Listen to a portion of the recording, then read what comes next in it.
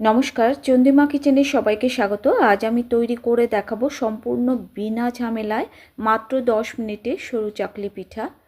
এই পিঠাটা আমাদের খুব পছন্দের একটা পিঠা, আর এই পিঠাটা খেতে ভীষণ টেস্টি।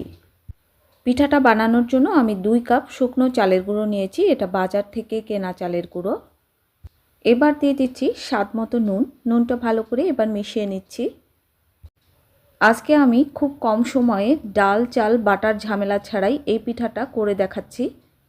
ব্যাটার তৈরি করার জন্য আমি 1 কাপ জল দিয়ে ভালো করে চটকে মেখে নিচ্ছি।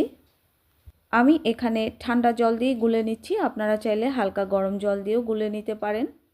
আমি অল্প অল্প করে জল আরও মিশিয়ে দিচ্ছি। এই পিঠাটার ব্যাটারটা কিন্তু খুব পাতলা ব্যাটার তৈরি করতে হবে। আমি একবারে জল মিশিয়ে দিচ্ছি না, অল্প অল্প করে মিশিয়ে দিচ্ছি।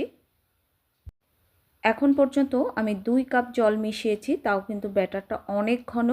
আমাকে আরও জল মেশাতে হবে, কারণ এই ব্যাটারটা অনেকটাই পাতলা করতে হবে। দেখে নিশ্চয়ই বুঝতে পেরেছেন এই পিঠাটা বানাতে খুব বেশি সময় লাগবে না, আর যে কেউ কিন্তু এই পিঠাটা বানাতে পারবে।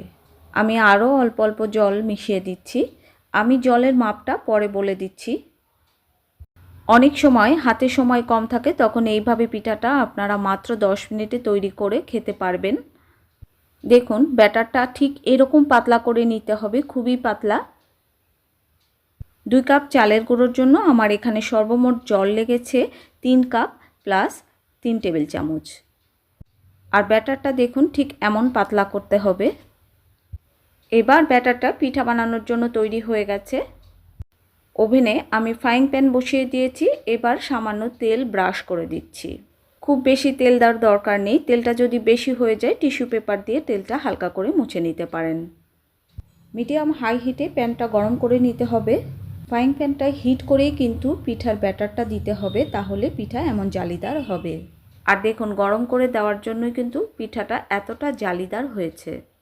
ঢাকা দিয়ে একটু সেদ্ধ করে নেবেন, না হলে উপর থেকে কিন্তু ঢাকা না দিলে একটু ফেটে ফেটে যায়। দেখুন পিঠাটা কিন্তু হয়ে গেছে, আর পিঠার উপর কালারটাও চেঞ্জ হয়ে গেছে। আর পিঠাটা যখন হয়ে যাবে তখন পিঠাটা একা একাই চারপাশ থেকে এরকম গোল হয়ে উঠে আসবে। পিঠাটা হয়ে গেছে, আর পিঠাটা দেখুন একা একাই উঠে যাচ্ছে। আর দেখতেই পাচ্ছেন পিঠাটা কতটা জালিদার হয়েছে। আর আমার পিঠার পেছনটা কিন্তু পুড়েও যায়নি, পিঠাটা কিন্তু খুব সফট হয়েছে। পিঠার ব্যাটার বা গোলা যাই বলুন না কেন, ছাড়ার আগে ফ্রাইং প্যানটা কিন্তু গরম করে নেবেন। তারপরে গ্যাস ওভেনের আঁচটা লো হিটে করে পিঠাটা তৈরি করে নিতে হবে। এভাবে যদি আপনারা পিঠাটা বানান তাহলে পিঠার তলাটা কিন্তু পুড়ে যাবে না, খুব সুন্দর সাদা ধবধবে পিঠা তৈরি হবে। আমি যতদূর সম্ভব পিঠাটা একদম ঝামেলামুক্তভাবে তৈরি করে দেখানোর চেষ্টা করেছি। যারা নতুন পিঠা বানাবেন আপনারা নন স্টিকের ফ্রাইং প্যানে বানানোর চেষ্টা করবেন। আর আমার পিঠাগুলো কিন্তু খুব সুন্দর পারফেক্ট হয়েছে, আর খুব সহজেই কিন্তু সুন্দরভাবে ফ্রাইং প্যান থেকে উঠে আসছে। আমি আশা করব আমার এই রেসিপিটা আপনাদের কাছে ভালো লাগবে, আর ভালো লাগলে অবশ্যই ট্রাই করবেন, আর ট্রাই করলে আমাকে অবশ্যই জানাবেন। সবাই সুস্থ থাকুন, ভালো থাকুন, টাটা।